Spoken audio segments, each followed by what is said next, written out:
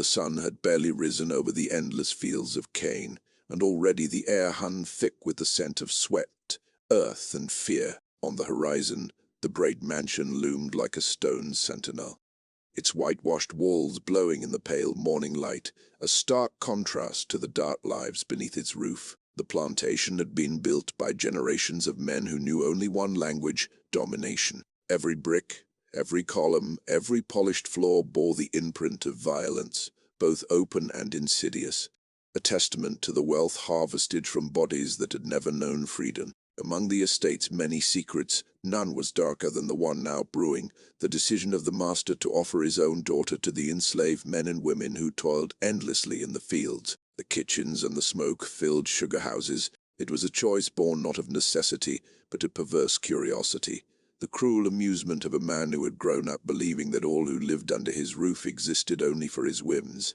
The daughter, Maribel, was an awkward girl of 17, with a softness to her frame that set her apart from the hardiness demanded by the cane fields. Her skin, pale against the dark earth, seemed almost luminous, a reminder to all who saw her of what should have been protected yet never was. Her father, a man of broad shoulders and a temper as merciless as the tropical sun, saw in her a tool for asserting his dominance, a living symbol of the reach of his power. He had watched her grow under the same roofs where slaves were beaten, whipped, and forced into submission, and somewhere in the deep recesses of his mind, the normalcy of cruelty had interwoven with his desire, forming a plan both horrifying and meticulously calculated. To him, there was no difference between the beating of a disobedient field hand and the exposure of his daughter to the same environment.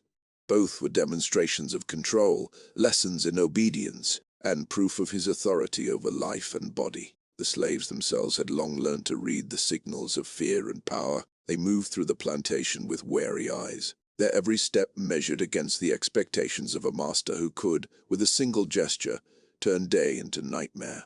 Rumors of what was to come had begun circulating quietly among them. Some whispered in hushed tones that the daughter, who had so far existed in the relative safety of the house, would soon be placed in their hands. Others dismissed the idea as the kind of tale that always followed the master's whims.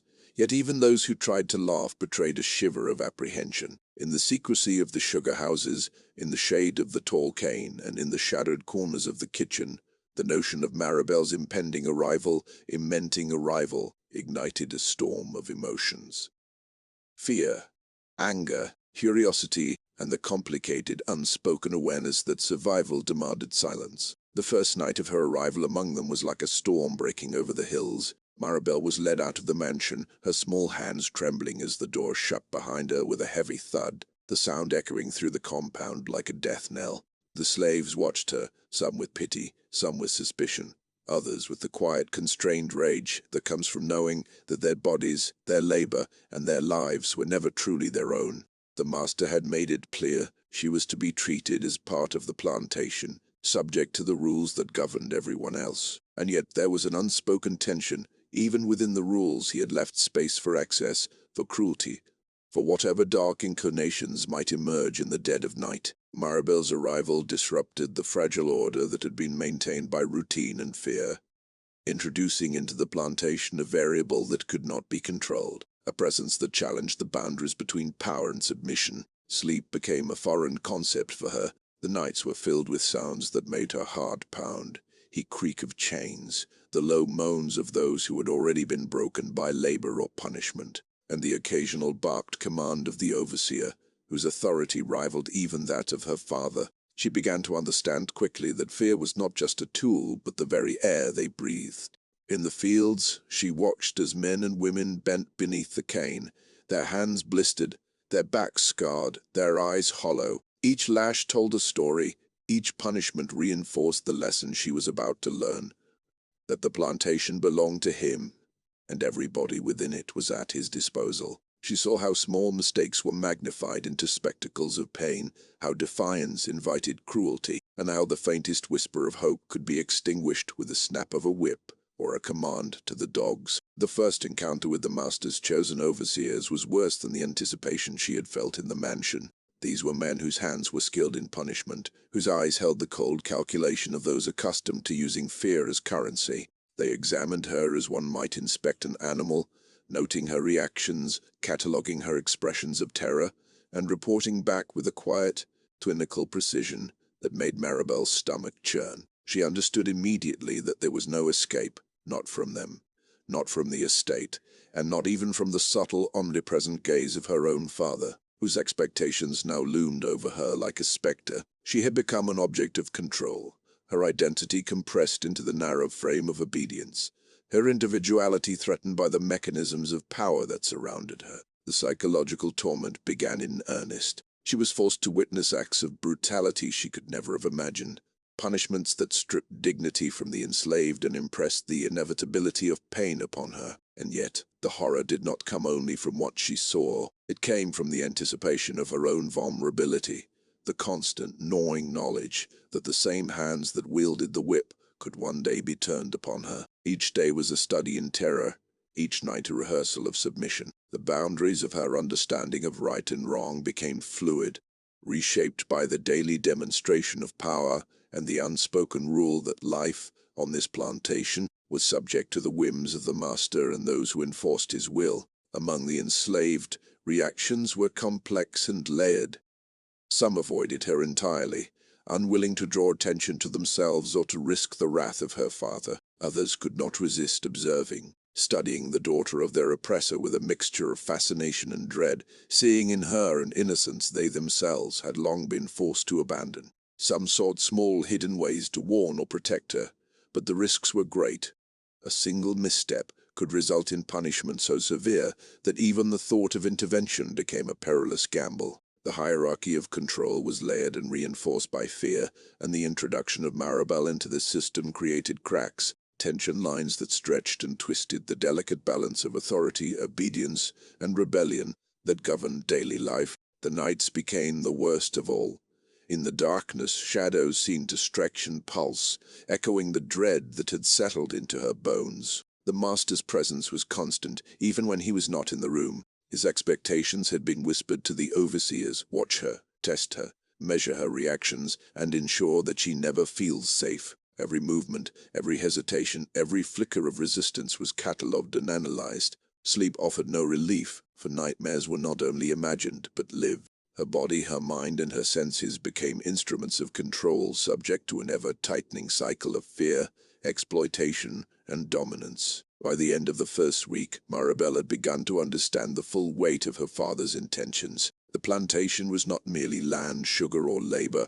It was an ecosystem of terror, carefully constructed and meticulously maintained. She saw how power operated at every level: the master, the overseers, the guards, and even the enslaved themselves, some of whom were coerced into enforcing rules that reinforced their own subjugation. Every glance, every command, every whispered warning reinforced the central lesson: there is no escape, no mercy, and no one on this plantation acts freely. The master's decision to sell her into this system was not an act of cruelty alone, but a deliberate reinforcement of the structures that sustained him, a way to assert dominance over life itself. By now even the slaves understood that this event would mark a turning point. They had endured unimaginable suffering, but the introduction of the master's daughter created uncertainty, a disruption of the order they had navigated for years. Fear was magnified by the unknown. Each day they watched her struggle to adapt, to survive, to comprehend the machinery of oppression in which she had been placed. And each day, the invisible weight of her father's plan pressed down upon them all, reminding them that no one, not even a daughter of the master, was exempt from the calculus of power, fear, and exploitation that defined life on the plantation. The tension continued to build, an ever-present pressure that threatened to snap at any moment. Every sound, every glance, every shadow became a potential threat. Maribel's transformation from naive girl to a being acutely aware of the cruelty around her was only beginning. The stage had been set for the horrors yet to come, and the plantation, with its unyielding structure of power, control, and violence, was ready to teach lessons that would leave scars on every mind and body within its reach. It was a world where innocence was extinguished, where cruelty was law, and where every day demanded a surrender of will to survive. Maribel's second week on the plantation brought no relief, only a deepening understanding of the machinery of terror that surrounded her. The sun rose each morning with indifferent brilliance, illuminating the endless cane fields and the network of paths that wove through them like veins, carrying not life but exhaustion, fear, and silent suffering. The overseers moved among the laborers with precision, their eyes sharp, their whips poised, a cruel symphony of authority designed to remind everyone of their place. Maribel had begun to see herself reflected in those she had once considered beneath her, the enslaved men and women whose existence had always been separate in her imagination, now suddenly inseparable from her own. She moved among them, watched, evaluated, and silently absorbed the rules that had long governed the plantation: obey without question, hide any spark of resistance, and never ever hope for mercy. The first interaction with the field workers had been terrifying. They eyed her with a mixture of suspicion and empathy, their expressions carefully measured. Some whispered warnings in the soft patois of the islands, while others offered nothing but silent acknowledgement, their own survival dependent on their ability to mask thought, emotion, and intent. Maribel had to learn quickly which expressions to imitate, which gestures to avoid, which words to swallow. Any misstep might invite attention, punishment, or worse. The memory of the overseer's whip cracking against the back of a young boy for merely stumbling under the weight of sugarcane had already burned into her mind. She understood now that the plantation did not tolerate error, not in the fields, not in the kitchens, and certainly not in the bedrooms where the master's whims were law. Maribel's nights were even darker than the days. Each evening, after the enslaved had returned from the fields, battered, bloodied, and exhausted, the master would stroll through the quarters, observing, testing, and asserting his authority. Maribel was made to stand at the edges of these gatherings, a silent witness to punishment and cruelty. She had seen women chained, their skin raw from flogging, forced to endure the biting sting of salt and lime applied to open wounds. She had seen men gagged, beaten, and humiliated in ways that defied her understanding of humanity. The master watched these scenes with a detached satisfaction, occasionally adding small tortures of his own invention: a tight collar, a chained foot, a forced posture, and Maribel had been instructed that she was to learn from them. The message was clear. This world did not care for innocence, only submission.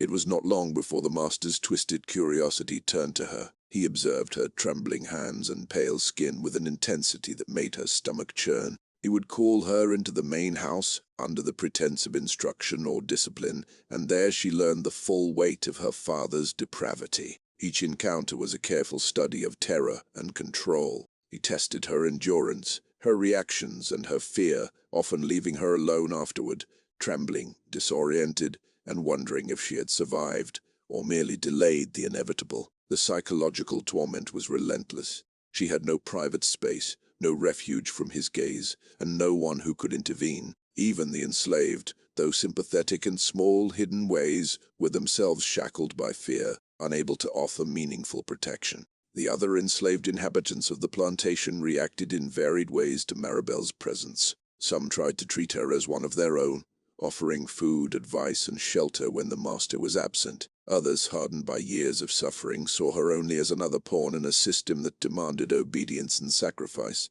Tensions began to simmer in corners and shadowed spaces. Whispered discussions about the impossibility of her survival in this environment circulated quietly. Some feared that her existence might provoke the master to new and unimaginable cruelties, while others worried about their own lives if they were caught interacting with her. The plantation, it seemed, was a world in which human connection was a liability and trust was a dangerous illusion. Maribel quickly realized that the plantation operated not only on fear but on a rigid hierarchy, enforced by both overt violence and subtle manipulation. The overseers, some of whom had been slaves themselves before being elevated into positions of authority, wielded power with precision. They administered punishments designed to humiliate as much as to injure, turning one human being against another, breaking spirits before bodies. The fear of these men and women was as potent as the fear of the master himself. Every glance, every whisper, every small defiance was scrutinized, catalogued, and potentially punished. Maribel had to navigate this intricate web, learning to anticipate danger and avoid drawing attention to herself. It was a daily exercise in survival, a lesson in the calculation of fear and the careful management of presence.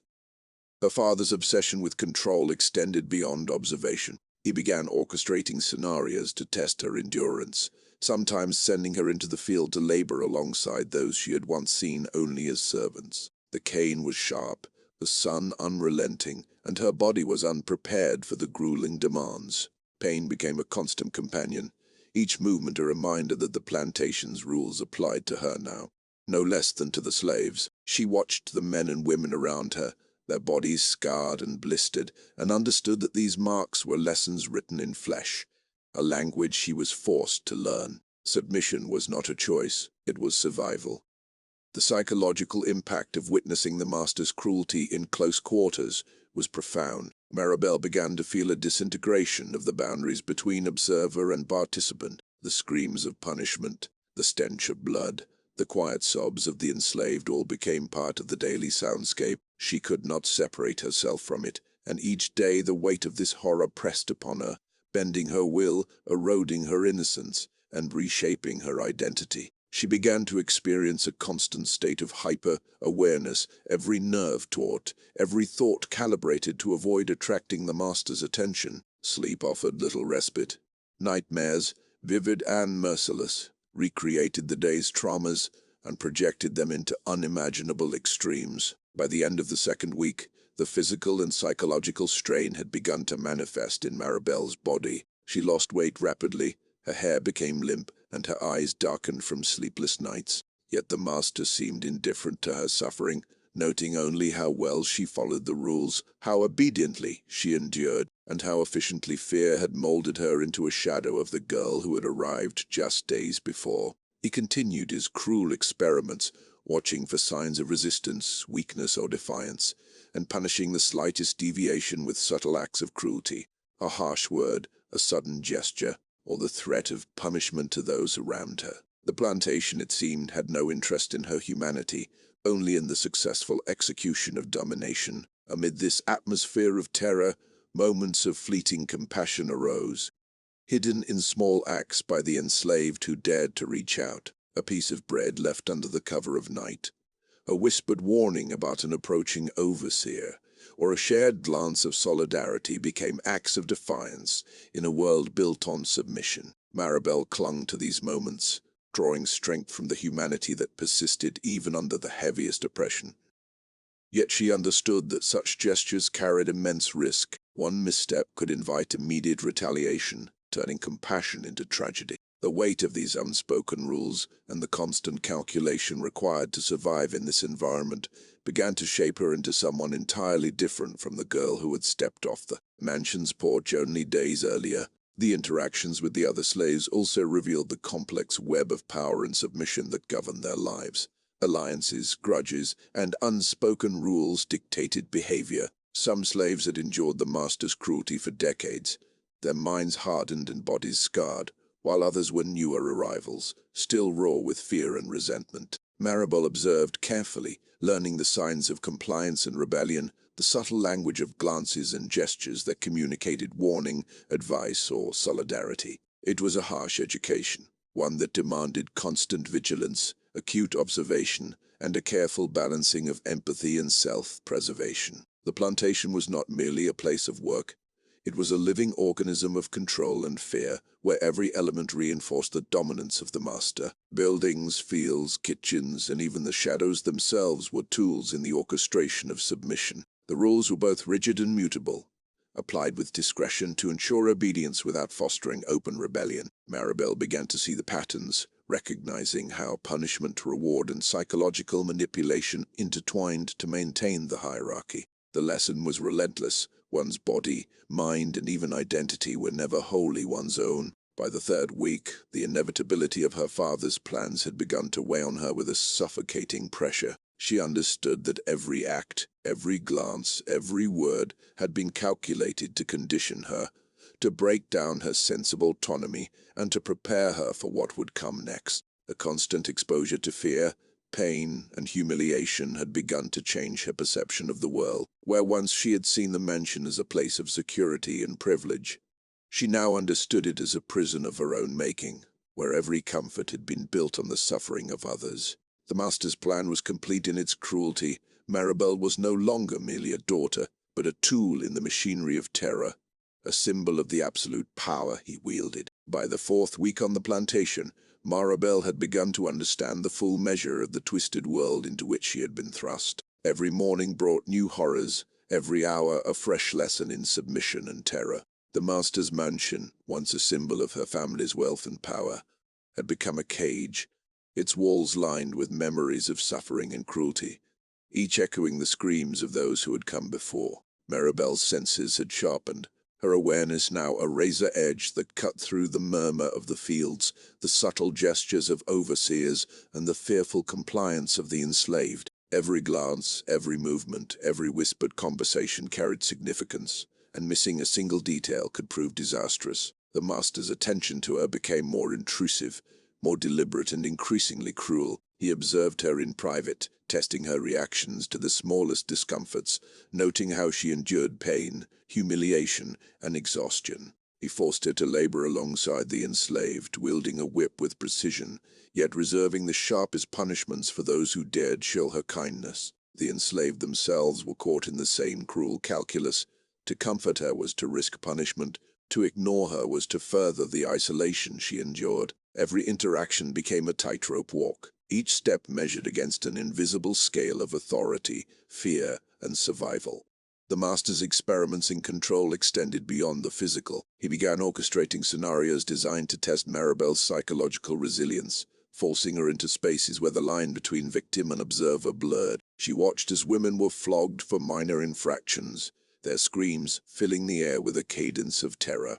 She saw men gagged, forced into submission, their eyes wide with helplessness. The master took meticulous notes, recording reactions, measuring endurance, and refining his techniques. Maribel came to realize that she was not merely a witness, but also an unknowing participant in the education of cruelty, a tool in her father's perverse pedagogy of domination. The plantation's hierarchy of fear was absolute. Overseers, some formerly enslaved themselves, wielded authority with ruthless efficiency, their loyalty to the master enforced by both privilege and terror. They administered punishments that were calculated to humiliate, break, and control. Maribel observed the dynamics carefully, noting who submitted without resistance, who whispered defiance behind closed doors, and who maintained an air of stoic endurance despite evident suffering. Each day was a lesson in the subtleties of power, the mechanics of obedience, and the relentless imposition of authority over body and mind. Her father's obsession with control became increasingly personal. He began to isolate her from even the faintest comfort offered by the enslaved. Meals were sparse, carefully measured, and watched. Sleep was regimented, disturbed by sudden inspections and unexpected punishments. He took pleasure in reminding her that every act of defiance, every flicker of fear or anger was visible, catalogued, and subject to correction. Maribel's body began to betray the toll of this environment. Her skin sallow, her muscles aching from labor, her mind constantly alert, her spirit weighed down by despair. The constant exposure to suffering and cruelty left her both numb and hyper, aware, trapped in a state where anticipation of horror became a permanent condition. The enslaved observed her transformation with a mixture of pity, fear, and resignation. Some attempted to offer small gestures of solidarity, a hand extended under cover of night, a whispered warning about an approaching overseer. But these acts were always fraught with danger. Others, hardened by years of oppression, maintained a cold distance, understanding that any involvement could bring the master's wrath upon themselves. Maribel's presence disrupted the fragile equilibrium of the plantation. The enslaved whispered about the daughter who had been given to them, speculating about her endurance, her resilience, and the consequences her suffering might provoke. Some feared the escalation of cruelty. Others hoped for a spark of resistance that might ignite hope, though none dared to act openly.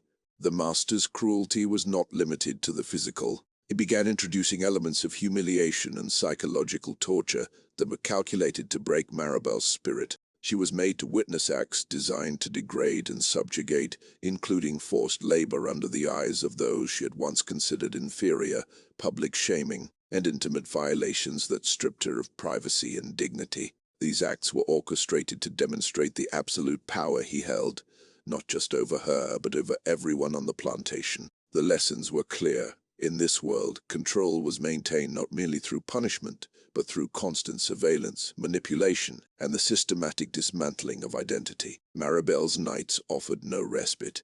Sleep became a battleground, invaded by nightmares that recreated the day's horrors and projected them into grotesque extremes. She dreamed of the whip, the chains, the screaming women and men, the relentless gaze of her father, and the helplessness of those around her. Even in dreams, she could not escape. The boundaries between day and night, reality and imagination, began to blur. The psychological toll was immense. Each night a reinforcement of the lessons she had learned during daylight, each awakening a confirmation that her autonomy had been stripped away. Her father's obsession extended into the realm of her interactions with the enslaved. He monitored every gesture, every conversation, every exchange of glances. Any hint of empathy, solidarity, or rebellion was punished with immediate and severe consequences. Maribel learned to mask her emotions, to regulate her expressions, and to measure her every word. The enslaved themselves were caught in a delicate dance, navigating their own survival while managing their interactions with her. Trust was a luxury none could afford, and alliances were tenuous at best. Every connection was fraught with risk, every gesture potentially fatal. The plantation itself was a character in the unfolding horror. Its fields, buildings, kitchens, and hidden spaces were instruments of control, each element designed to reinforce submission. The architecture of terror was meticulous. Paths that monitored movement, rooms that amplified screams, fields that exposed laborers to both son and overseer, kitchens where food was rationed and observed, and quarters that offered no refuge from the gaze of authority. Maribel moved through this landscape with heightened awareness, each step a negotiation with danger, each glance a calculation of risk. The plantation was alive with cruelty, its pulse measured in fear and suffering. As the days passed, Maribel's body and mind adapted to the relentless environment. She learned to anticipate the master's movements, to read the subtle cues of the overseers, and to navigate the precarious balance between survival and subjugation. Her endurance grew, but at a cost. The girl who had arrived with innocence and privilege was being replaced by someone hardened, wary, and forever altered by exposure to systematic cruelty. The lessons of the plantation were imprinted not only on her body but on her psyche, shaping her perception of power, obedience, and the terrifying limits of human endurance. In the darkest corners of the quarters, Maribel began to notice signs of resistance among the enslaved. Secret meetings, coded messages, and small acts of defiance hinted at a world beyond submission. Though she was powerless to intervene, these glimpses of courage became a fragile thread of hope, a reminder that even in the most oppressive circumstances, the human spirit could persist. Yet she also understood the peril inherent in hope. Every act of defiance carried consequences, often brutal and immediate, and the price of resistance was measured in blood, suffering, and broken bodies. The third week's end brought a chilling escalation. The master began to orchestrate situations that forced Maribel into direct confrontation with the suffering of the enslaved. She witnessed floggings, chain confinement, and acts of humiliation that were previously reserved for those under his authority. He watched her reactions closely, taking note of her discomfort, fear, and occasional flashes of empathy. Each incident reinforced the lesson that power was absolute, mercy was non-existent, and survival depended on compliance. Maribel's understanding of the plantation's dynamics deepened. It was a world where fear was currency, obedience was life, and the human body was merely a vessel for domination. The psychological and physical toll of these experiences was profound. Maribel's skin bore the first signs of malnutrition and fatigue. Her eyes darkened with sleepless nights, and her mind teetered between despair and calculated alertness. She had learned to anticipate cruelty, to mask emotion, and to navigate the subtle hierarchy of fear that governed every interaction. The plantation had become a crucible, forging a new identity in the fires of terror, humiliation, and relentless observation. In this world, survival was not guaranteed by strength or wit, but by the careful calibration of presence, expression, and endurance. The weeks stretched into months, and the plantation became a living nightmare in which every hour brought fresh torment. Maribel had learned to anticipate the rhythms of abuse, the timing of overseers' inspections, and the subtle cues of her father's moods. Yet no amount of vigilance could shield her from the unpredictable horrors he devised. He delighted in pushing her limits, testing both her body and her mind, orchestrating scenarios where she witnessed cruelty so calculated that even the hardened enslaved looked on in silent dread. The master's obsession with control had escalated to systematic displays of terror, designed to impress upon Maribel and the enslaved alike the futility of resistance. He would order punishments for minor infractions and invite her to observe, forcing her to stand as a silent witness while men and women were whipped, chained, and humiliated. Their screams were a symphony of submission, echoing through the quarters, filling her ears, pressing on her chest, and leaving her breathless with fear. These were not random acts of brutality, they were lessons in obedience, meticulously designed to reinforce the hierarchy of power on the plantation. At times, Maribel was forced into complicity. She was made to deliver commands she could scarcely enforce, to oversee the labor of those whose suffering mirrored her own, and to carry out punishments that left her trembling and hollow. The master watched her every reaction, noting when her voice faltered, when her hand shook, or when her eyes betrayed pity. Each observation was a lesson in psychological subjugation, a reminder that she too was under scrutiny, that her autonomy had been stripped, and that the only path to survival was compliance. The enslaved, meanwhile, were navigating a precarious balance of fear and survival. They had long learned that defiance could be fatal, yet they also recognized the vulnerability in Maribel's position. She was both an insider and a prisoner, a daughter of privilege trapped in the machinery of her father's cruelty. Some whispered to her under cover of darkness, offering fragmented guidance on how to avoid the harshest punishments, sharing secret paths through the fields, and warning of the master's unpredictable whims. Others kept their distance, fearful that even a small gesture of solidarity could result in their own suffering. In this tense, oppressive environment, trust was both a lifeline and a liability. The master's methods of control extended into every aspect of daily life. Meals were sparse, measured, and deliberately humiliating. Maribel was forced to eat alongside the enslaved, a constant reminder of the degradation to which she had been subjected. She had no privacy, no respite, and no escape. Sleep offered no relief. Nights were punctuated by the distant cries of those being punished, the rattling of chains, and the ever-present gaze of overseers patrolling the quarters. Even in her dreams, she could not escape the oppressive reality of the plantation.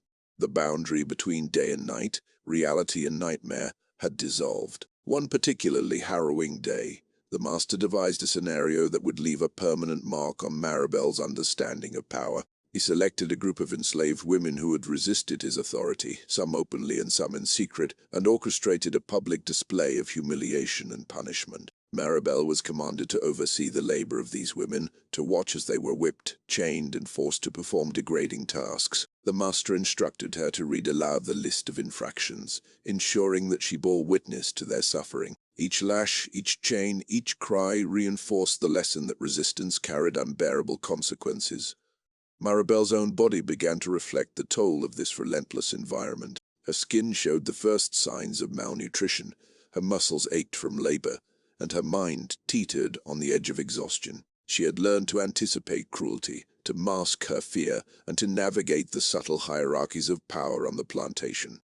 Yet each day left her weaker, more hollow, and increasingly aware of the impossibility of escape. She became both a participant in the machinery of oppression and a victim of it, trapped in a cycle of terror with no foreseeable end. Amid this landscape of horror, subtle signs of resistance began to emerge among the enslaved. Small acts, barely noticeable but significant in their defiance, hinted at a growing awareness and determination to reclaim some measure of agency. A hidden message carved into a wooden beam, a whispered warning passed from one worker to another, a refusal to comply with a minor order. Each act was a flicker of resistance in a world designed to snuff out hope. Maribel began to recognize these signals, understanding that even in the depths of despair, the human spirit could find ways to assert itself.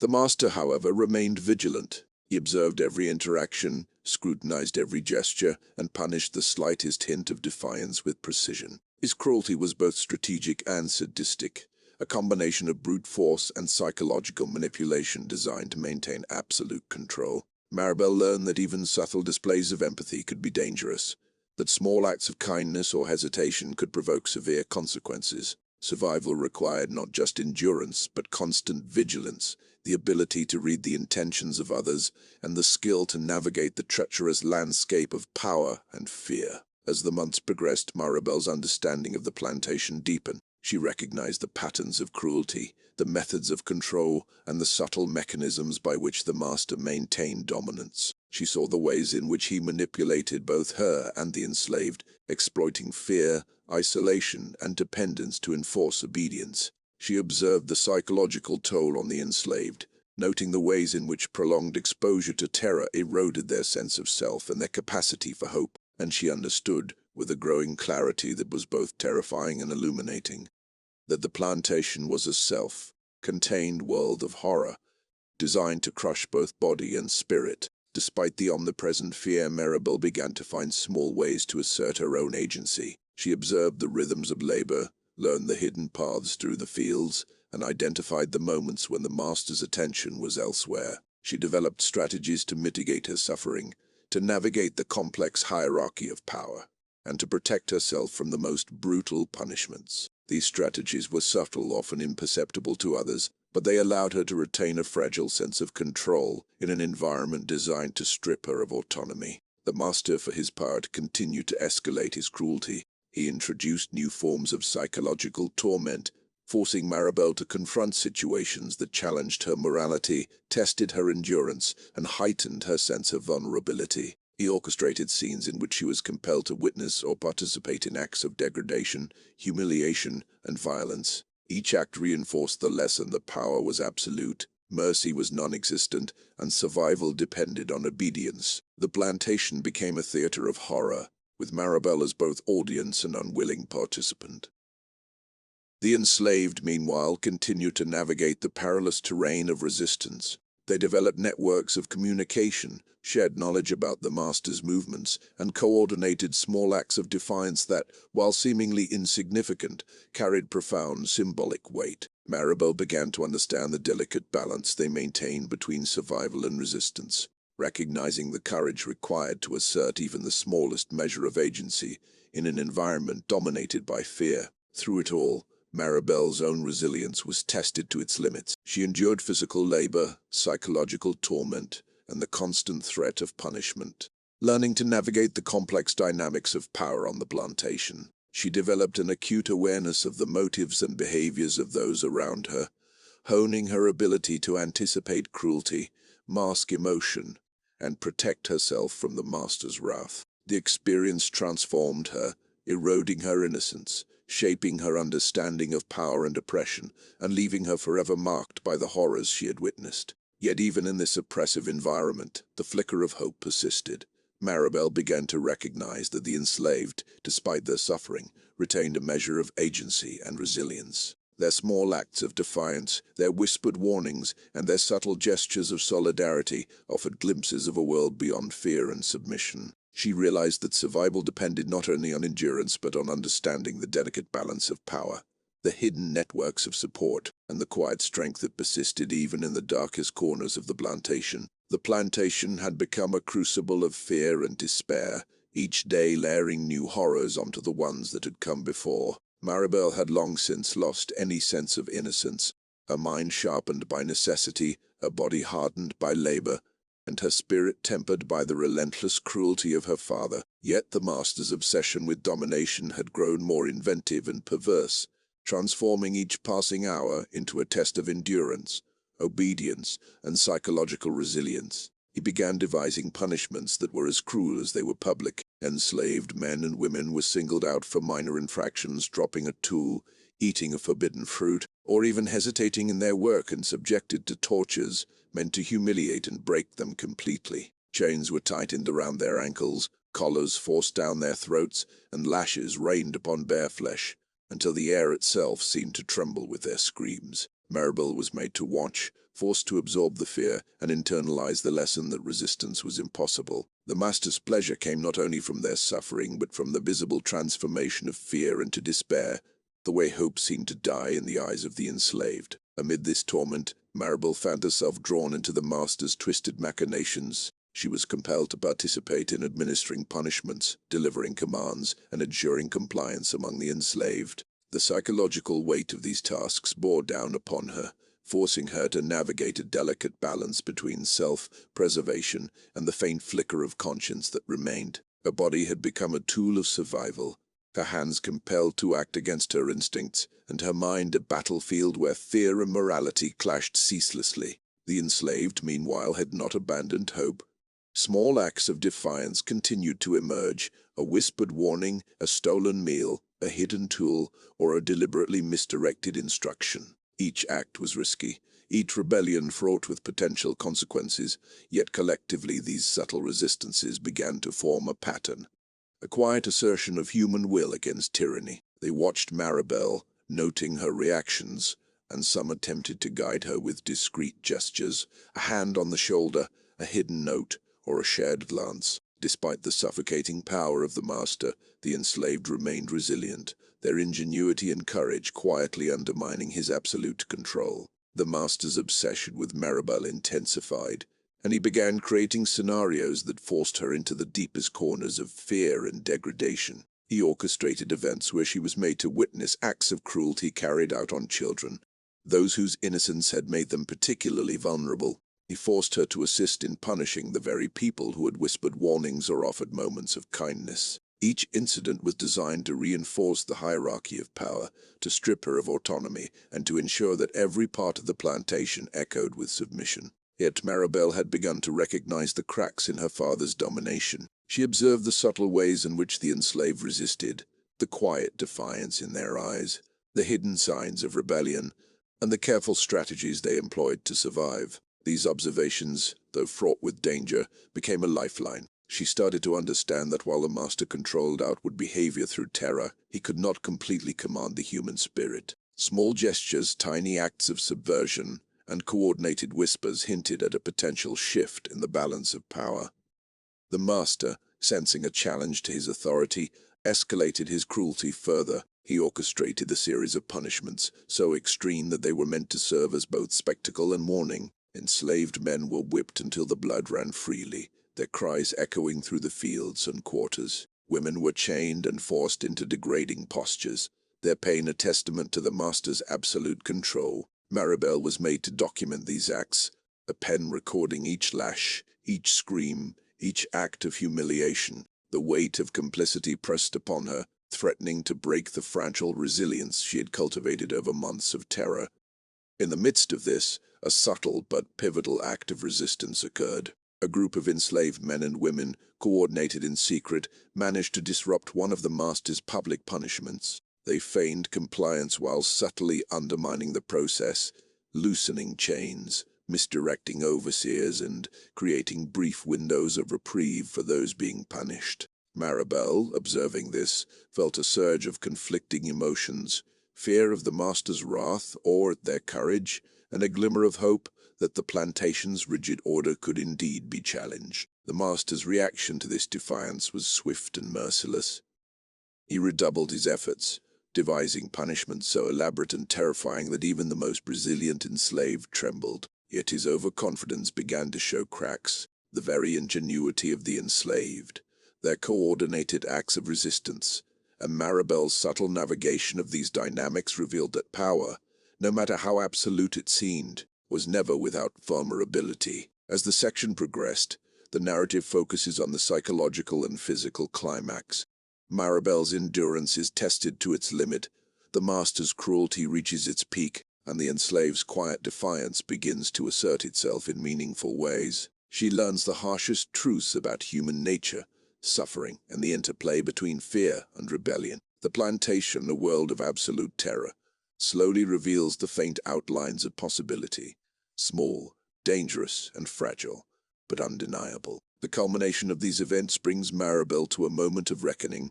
She witnesses both the depths of human cruelty and the enduring strength of human resilience. The master's absolute control is challenged, not through a single dramatic uprising, but through cumulative acts of courage and intelligence by the enslaved. Maribel begins to understand that while the system of oppression is immense and terrifying, it is not infallible. The flickers of defiance she has witnessed offer a roadmap for survival and, potentially, a form of liberation, however partial and perilous. By the end of the section, the plantation remains a terrifying place, yet the dynamics have shifted. Maribel, hardened but perceptive, has learned to navigate the machinery of cruelty. The enslaved, though battered and oppressed, have demonstrated that even in a world designed for absolute domination, subtle resistance and courage endure.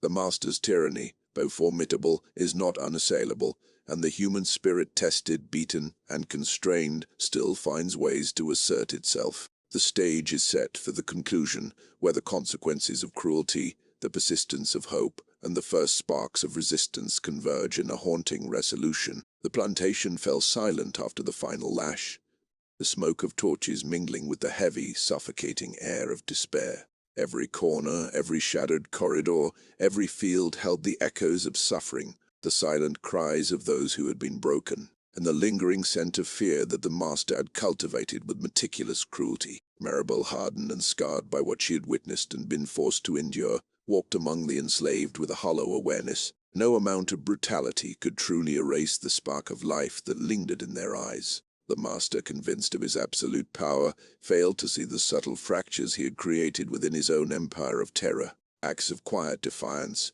an exchanged glance, a dropped tool, a whispered warning had begun to erode the walls of his domination. The enslaved had learned to endure, to survive, and in small, invisible ways to resist. Their courage, ingenuity, and resilience revealed a truth he could never control. Fear might dictate bodies, but it could never fully conquer the human spirit.